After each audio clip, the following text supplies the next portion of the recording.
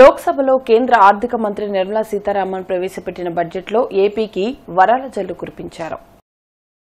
లోక్సభలో కేంద్ర మంత్రి నిర్మలా సీతారామన్ ప్రవేశపెట్టిన బడ్జెట్లో రాజధాని అమరావతి అభివృద్ధికి 15,000 కోట్ల రూపాయల ప్రత్యేక సాయాన్ని ప్రకటించారు.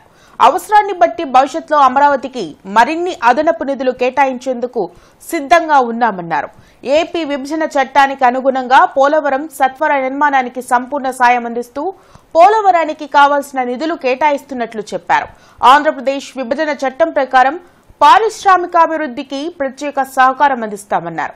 విశాఖ చెన్నై పారిశ్రామిక కారిడార్ల అభివృద్ధికి ప్రత్యేక సాయం అందించడంతో పాటు హైదరాబాద్ బెంగళూరు పారిశ్రామిక కారిడార్ అభివృద్ధికి ప్రత్యేక నిధులు కేటాయిస్తామన్నారు. కొప్పర్తి ఓర్వకల్లు పారిశ్రామిక కేంద్రాలకు నీళ్లు, విద్యుత్తు, రోడ్లు, హైవేల అభివృద్ధికి నిధులు అందిస్తామన్నారు. ఏపీలో వెనుకబడిన ప్రాంతాలకు ప్రత్యేక ప్యాకేజీ ఇస్తున్నట్లు ప్రకటించారు. రాయలసీమ, ప్రకాశం, ఉత్తరాంధ్ర జిల్లాలకు ప్రత్యేక ప్యాకేజీ కింద నిధులు కేటాయించడంతో పాటు ఏపీ విభజన చట్టంలో పేర్కొన్న మేరకు వెనుకబడిన ప్రాంతాల అభివృద్ధి నిధులను కేటాయిస్తున్నట్లు బడ్జెట్లో పేర్కొన్నారు. Recognizing the state's need for a capital, we will facilitate special financial support through multilateral development agencies. In the current financial year, 15,000 crore rupees will be arranged with additional amounts in future years.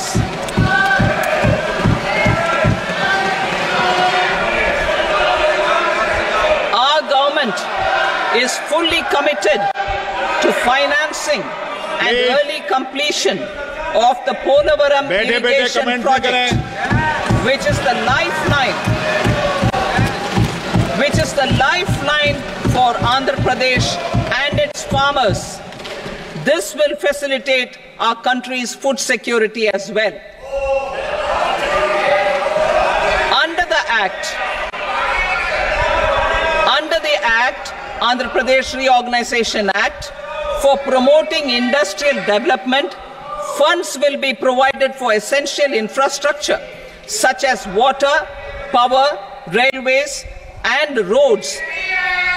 In Kopparthi node on the Visakhapatnam-Chennai industrial corridor and Varavakal node on the Hyderabad-Bengaluru industrial corridor. An additional allocation will be provided this year towards capital investment for economic growth. Grants for backward regions of Rayalaseema, Prakasham, North Coastal Andhra, as stated in the Act, will be provided.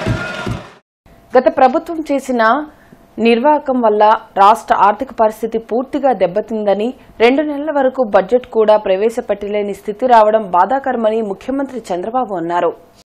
అసెంబ్లీలో governor ప్రసంగానికి CM Chandrababu ధన్యవాదాలు తెలిపారు. అసెంబ్లీలో మాట్లాడిన ఆయన రాజధాని అమరావతి నిర్మాణానికి కేంద్ర బడ్జెట్లో నిధులు కేటాయించడం హర్షణీయమని చెప్పారు. ఈ ఎన్నికల ఫలితాలు రాష్ట్ర భవిష్యత్ కోసం ప్రజలు ఇచ్చిన తీర్పని, కూటమి పార్టీలు సమిష్టిగా ముందుకు వెళుతూ రాష్ట్రాన్ని అన్ని విధాలా అభివృద్ధి చేస్తామని తెలిపారు.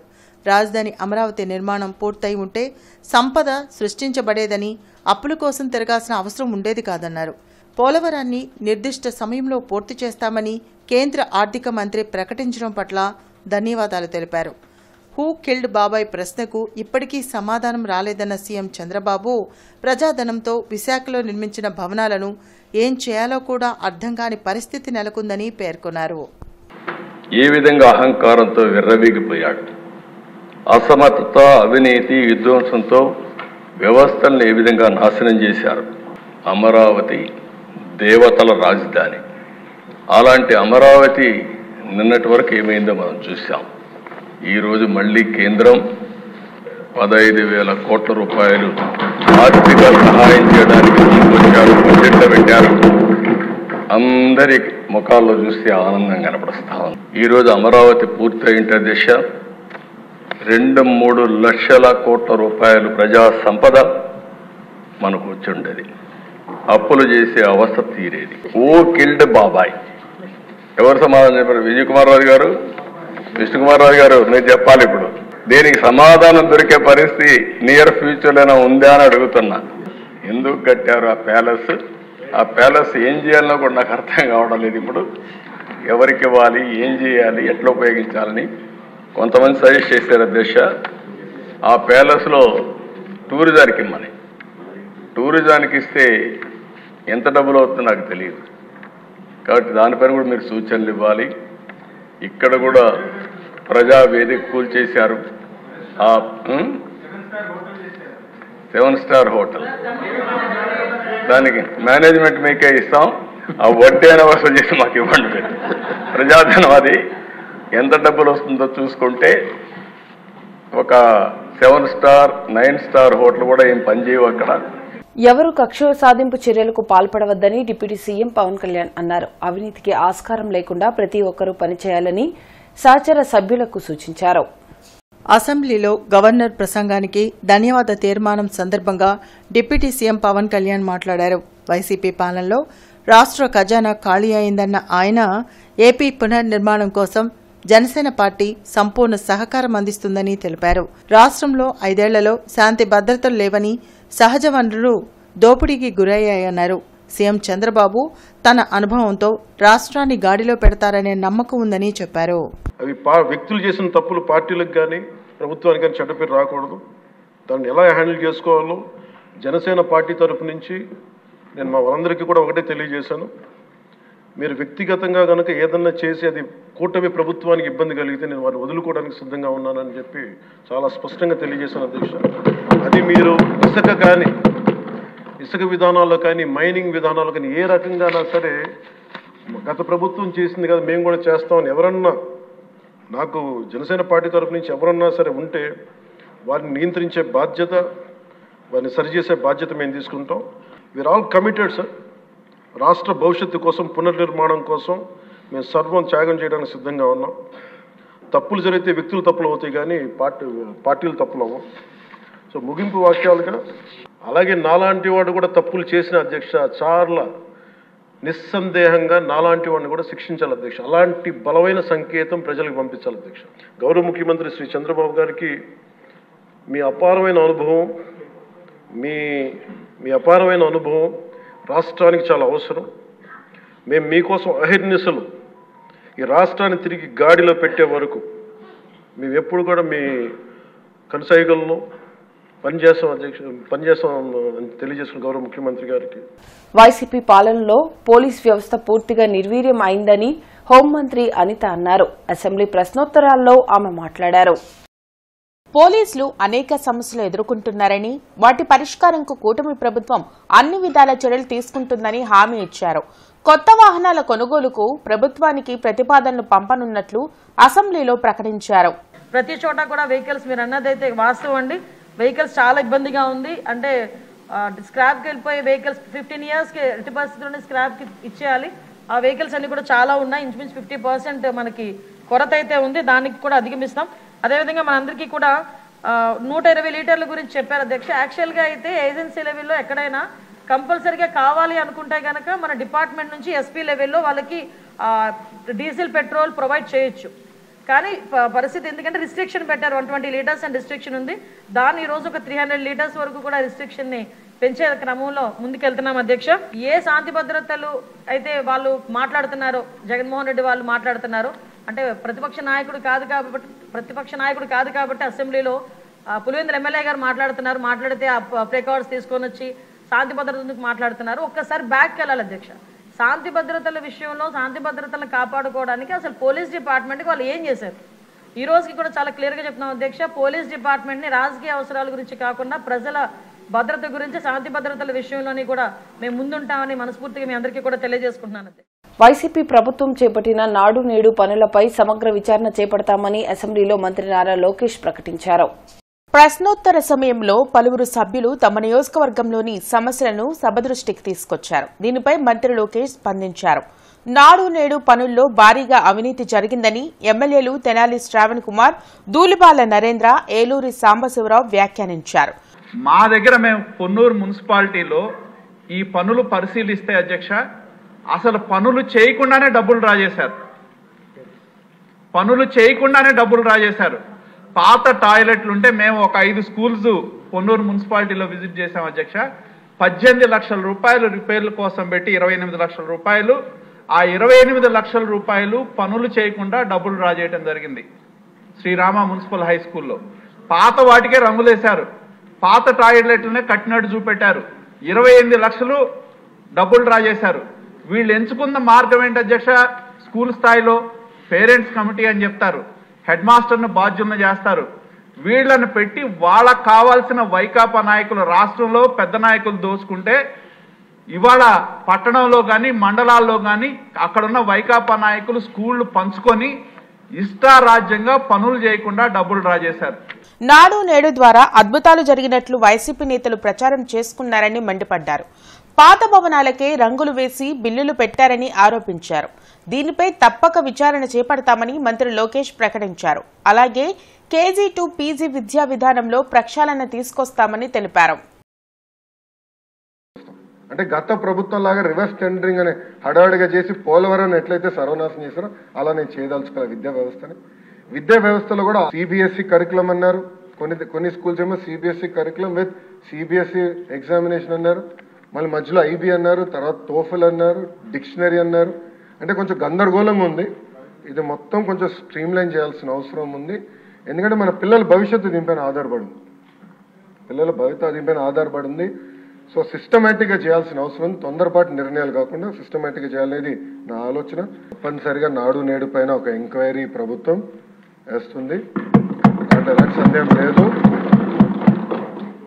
అగ్రిమెంట్స్ ఏంటి, గతంలో ఎవరికి ఇచ్చారు ఈ వర్క్లు, ఎందుకు పనులు సరిగా జరగలేదు, నాసరికైన పనులు జరిగిననేది పేపర్లో కూడా గతంలో వచ్చింది. దానిపైన తప్పనిసరిగా ఎంక్వైరీ చేస్తాం. ప్రభుత్వ పాఠశాలల్ని మేము బలోపేతం చేస్తాం. ప్రైవేట్ పాఠశాలలకి ధీటుగా ప్రభుత్వ పాఠశాలలు తీర్చిదిద్దాలనేది మా లక్ష్యం. అందుకే చంద్రబాబు నాయుడు గారి నాయకత్వంతో మెగా డిఎస్సి కూడా ప్రకటించాం. ఉపాధ్యాయుల పోస్టులు కూడా భర్తీ చేస్తున్నాం.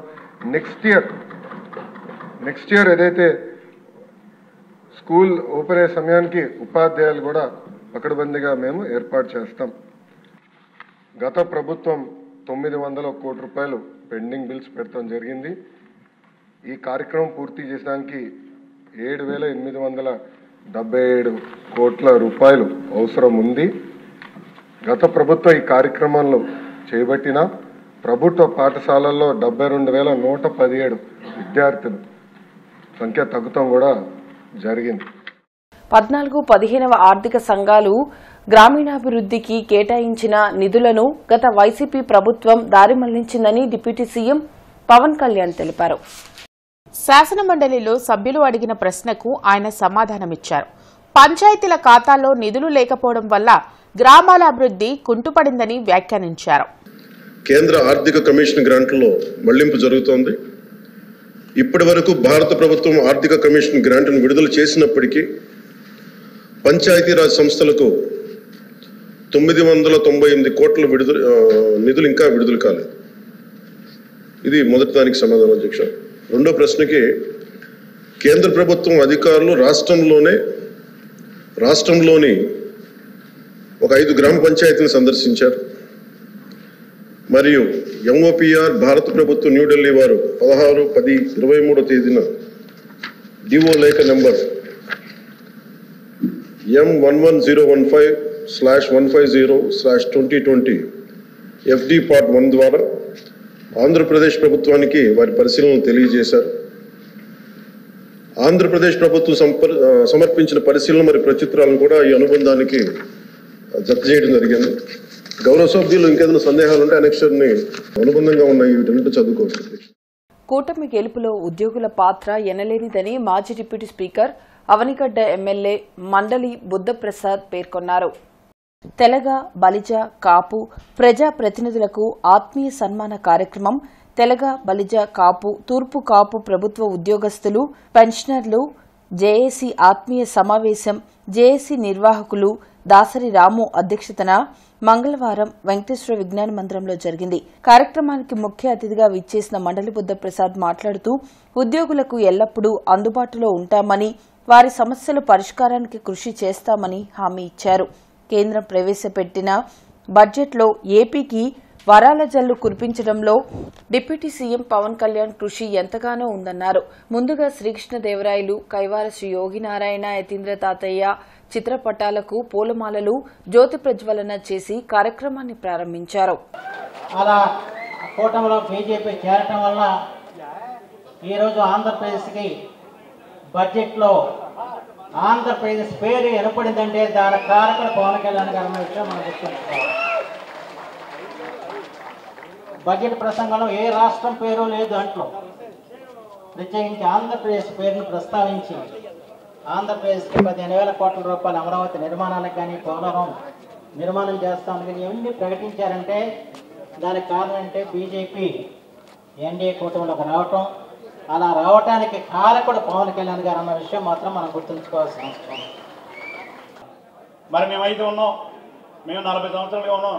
40 సంవత్సరాల నుంచి కూడా మరి తెలుగుదేశం పార్టీలో ఉన్నాను. నేను తెలుగుదేశం పార్టీ పరంగా మరి అనేక పదవులు అనిపించాను. అంటే కమ్యూనిటీ పరంగానే నాకు వచ్చినాయి.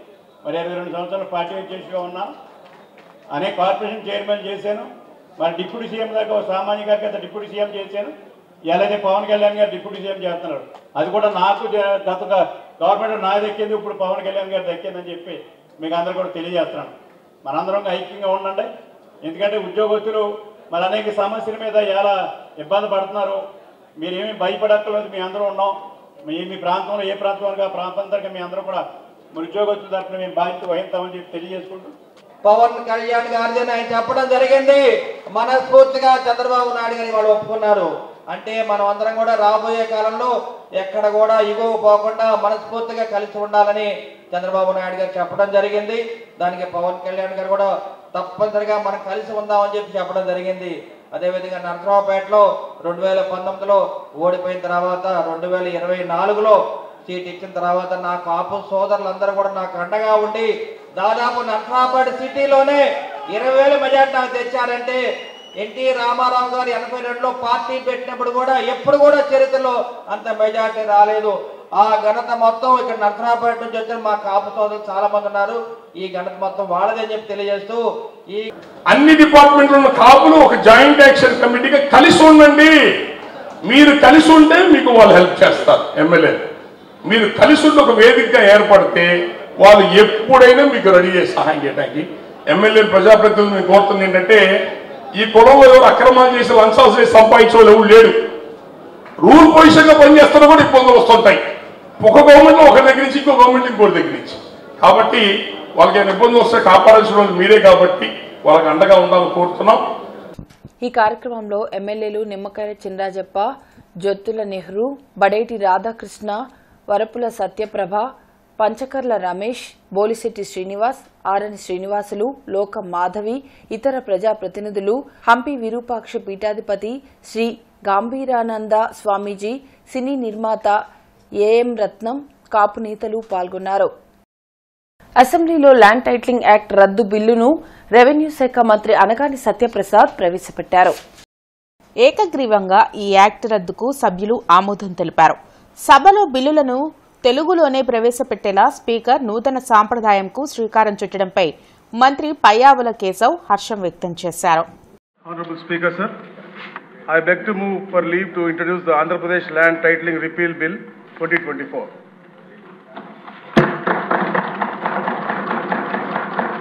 మంత్రి గారి ప్రతిపాదన సభా సమక్షంలో ఉంది. ఇప్పుడు ఈ విషయం ఆంధ్రప్రదేశ్ భూమి హక్కుల యాజమాన్య రద్దు బిల్లు 2024ను ప్రవేశపెట్టడం. ఈ ప్రతిపాదనను సభలో సుముఖంగా ఉన్నవారు అవును అనండి,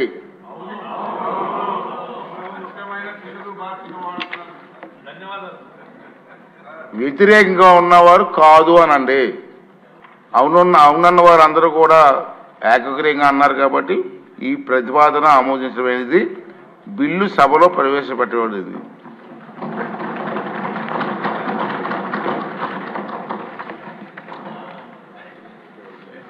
చాలా చక్కటి తెలుగులో మొట్టమొదటిసారి ఈ సభలో మీరు సంబంధిత బిల్లుని, అందులో మా అందరికీ కూడా ఎంతో ఇష్టమైనటువంటి బిల్లుని అచ్చ తెలుగులో మీరు మాట్లాడి ప్రవేశపెట్టారు సార్. ఐ థింక్ ఈ రోజు నుంచి మీరు ఒక నూతన ఒరవడికి శ్రీకారం చుట్టారు.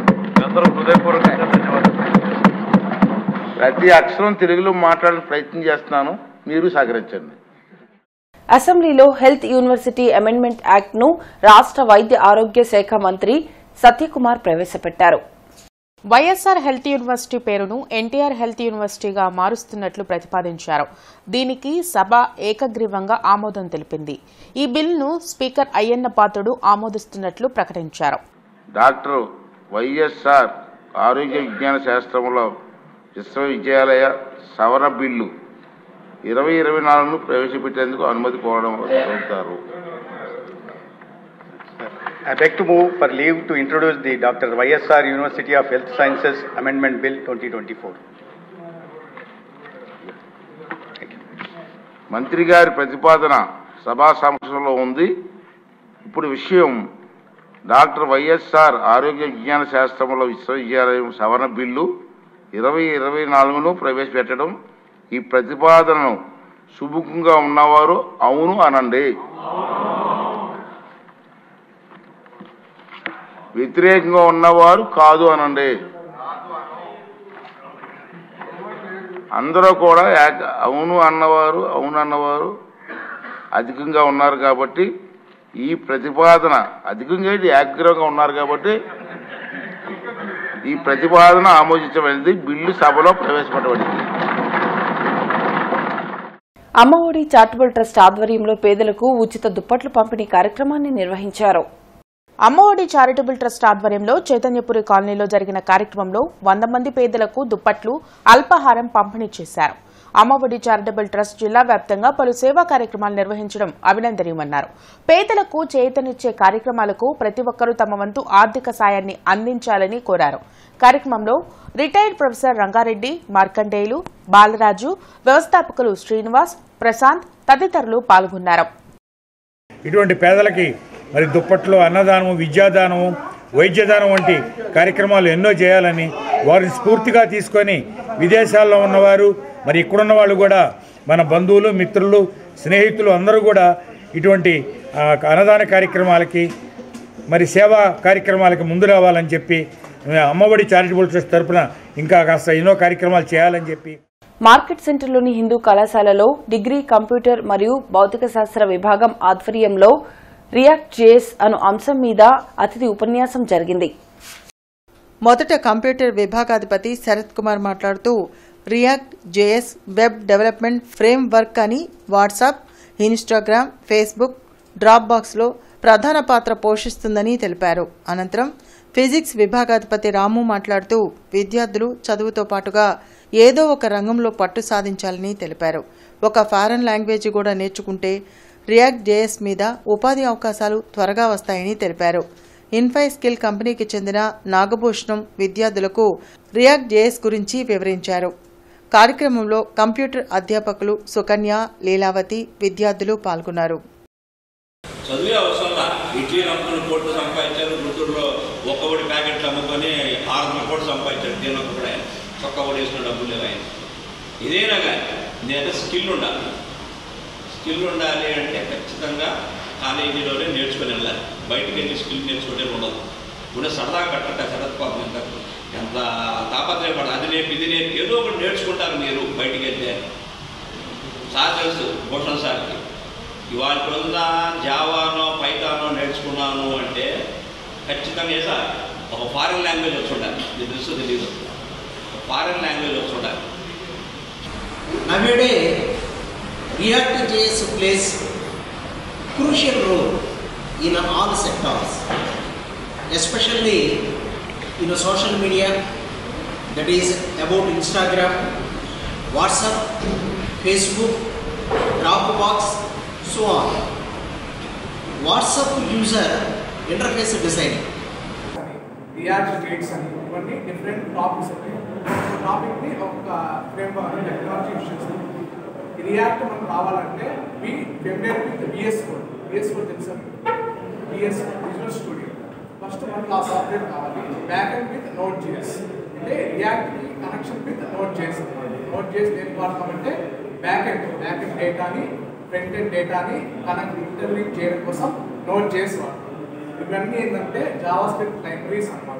పైథాన్ లైబ్రరీస్ ఎలా అయితే ఉంటాయో జావా స్క్రిప్ట్లో ఏఐలో నోట్ జేఎస్ ఎక్స్ప్రెస్ జేఎస్. అసెంబ్లీలో గ్రూప్ 1 పరీక్షలపై కీలక చర్చ జరిగింది. గత ప్రభుత్వం పోస్టులను అమ్ముకుందని ఎమ్మెల్యే గోరంట్ల బుచ్చయ్య చౌదరి ఆరోపించారు.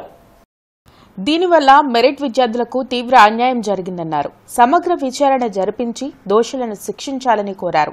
ఇప్పటికే విచారణ కమిటీ వివరాలు సేకరిస్తుందని, నివేదిక రాగానే తగు చర్యలు తీసుకోవడం జరుగుతుందని మంత్రి పయ్యావుల కేశవ్ సమాధానమిచ్చారు. ఎవరైతే డబ్బులు ఇచ్చారో తమ ప్రాబల్యం కలిగిన వాళ్ళకి, తమ అనుమాయులకి పదవులు కట్టబెట్టడం కోసం భారీ కార్యక్రమం చేశారు.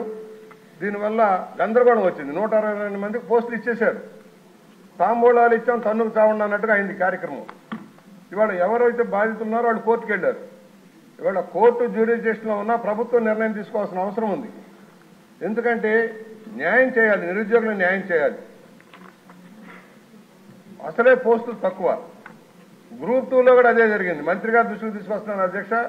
గ్రూప్ 2లో కూడా సేమ్ అదే పరిస్థితి వచ్చింది. గ్రూప్ 1లో ఎలా జరిగిందో గ్రూప్ 2లో కూడా అదే జరిగింది.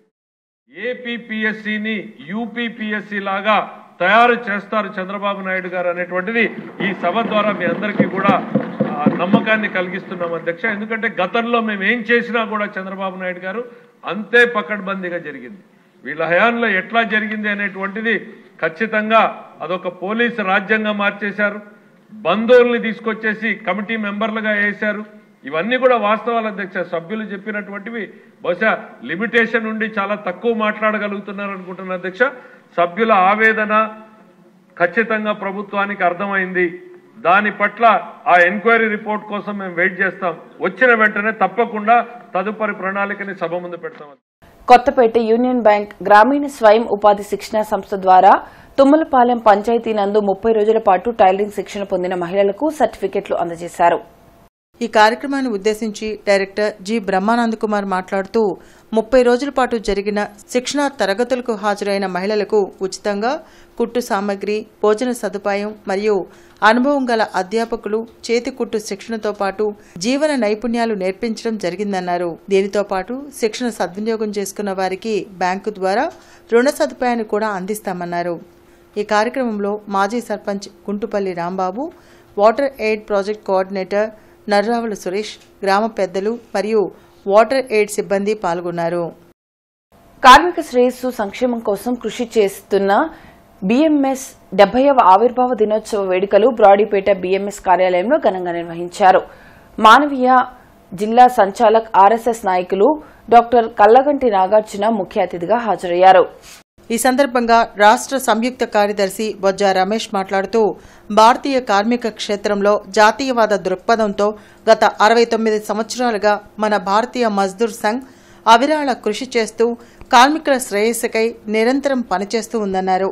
గుంటూరు బ్రాడీపేట భారతీయ మజ్దూర్ కార్యాలయంలో 70వ ఆవిర్భావ దినోత్సవాన్ని జరుపుకోవడం ఎంతో ఆనందంగా ఉందన్నారు. సమర్పణ భావం లేనప్పుడు కార్మిక సంఘంలో, సమాజంలో కార్మికులందరూ తమ సమస్యలను పరిష్కరించుకోవడానికి సమిష్టిగా ఉండాలని పిలుపునిచ్చారు. ఈ కార్యక్రమంలో బీఎంఎస్ రాష్ట్ర కార్యదర్శి లోవారెడ్డి, గుంటూరు జిల్లా కన్వీనర్ కన్నెగంటి మురళీకృష్ణ, డీఆర్సీసీ మెంబర్ రాఘవయ్య మరియు మజ్దూర్ సంఘ్ నాయకులు, ఆటో డ్రైవర్లు, వివిధ ఉద్యోగ సంఘాల నాయకులు, కార్మికులు పాల్గొన్నారు. ఈ కార్యక్షేత్రంలో కార్మిక సంక్షేమం కోసం, కార్మిక శ్రేయస్సు కోసం, వారి హక్కుల కోసం, ఈ ప్రభుత్వం నుంచి వారికి రావాల్సిన సదుపాయాల కోసం ఏవైతే ఉన్నాయో వాటిని ఫుల్ఫిల్ చేయడానికి, కార్మికుల మధ్య ఐక్యత సాధించడానికి, వారి యొక్క సమస్యలను అధికారుల వద్ద ప్రస్తావించి తదనుగుణంగా వారికి కావాల్సిన సదుపాయాలని వారికి అందజేయడానికి భారతీయ మజ్దూర్ సంఘ్ క్షేత్రస్థాయిలో ప్రతి కార్మికునితో కలిసి పనిచేస్తుంది. ఇందులో భాగంగా ఎన్నో సంస్కరణలు ఈ జిల్లాలో సాధించడం జరిగింది. కార్మికులకి కోసం ఈ జిల్లాలో కేంద్ర బడ్జెట్లో ఏపీకి 15,000 కోట్ల రూపాయల బడ్జెట్ కేటాయించినందుకు జిల్లా జనసేన పార్టీ అధికార ప్రతినిధి ఆళ్ల హరి హర్షం వ్యక్తం చేశారు.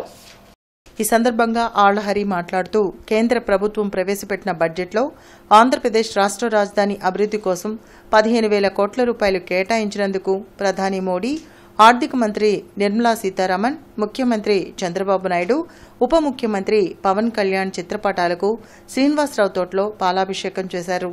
ఈ సందర్భంగా బీజేపీ మహిళా నాయకురాలు శ్రావణ్ కుమారి తదితరులు మాట్లాడారు. ఈ కార్యక్రమంలో సయ్యద్ షర్ఫుద్దీన్, పద్మ, భవానీ, రోసయ్య, చాంద్ తదితరులు పాల్గొన్నారు. గత 5 ఏళ్లుగా రాష్ట్రం అంధకారంలో మునిగిపోయింది. వైసీపీ ప్రభుత్వంలో ఏ రోజు కూడా కేంద్రం నుంచి సహాయం కానీ, వీళ్ళు ఎంతసేపటికి ఢిల్లీ వెళ్ళి కేసులు, బెయిల్లు, జైలు తప్ప ఈ రాష్ట్ర ప్రయోజనాల కోసం ఏ రోజు కూడా కష్టపడిన ప్రభుత్వం కాదు. అలాగే ఈ రోజున నిబద్ధత, నిజాయితీ, ప్రజల పట్ల అంకితభావం ఉన్నటువంటి నాయకులు చంద్రబాబు నాయుడు గారు, పవన్ కళ్యాణ్ గారి ఆధ్వర్యంలో ఏర్పడినటువంటి కూటమి ప్రభుత్వానికి ఆశీర్వదిస్తూ ఎన్డీఏ ప్రభుత్వం ఏదైతే ఎన్నికల్లో హామీ ఇచ్చిందో హామీని నిలబెట్టుకుంటూ ఈ రోజున ఆంధ్రప్రదేశ్ రాష్ట్ర రాజధానికి, ఈ భూ ప్రపంచంలో రాజధాని రాష్ట్రం ఏదైనా ఉందంటే మన ఆంధ్రప్రదేశ్. అలాంటి స్థితికి తీసుకొచ్చిన వైఎస్ ప్రభుత్వం పోయి మంచి రోజులు వచ్చిన సందర్భంగా ఈ రోజున భారత ప్రభుత్వం ఇస్రో శ్రీహరికోట సతీష్ ధావన్ స్పేస్ సెంటర్ షార్ నేతృత్వంలో ఆర్వీఆర్ఎన్జేసీ ఇంజనీరింగ్ కళాశాల సహకారంతో నిర్వహించనున్న తొలి జాతీయ అంతరిక్ష దినోత్సవ వేడుకలు తమ కళాశాలలో నిర్వహించనున్నట్లు కళాశాల అధ్యక్షులు డాక్టర్ రాయపాటి శ్రీనివాస్ తెలిపారు. ఇవి ఇప్పటి వరకున్న అప్డేట్స్. మరిన్ని అప్డేట్స్ తో మళ్ళీ కలుద్దాం. అంతవరకు సెలవు. నమస్కారం.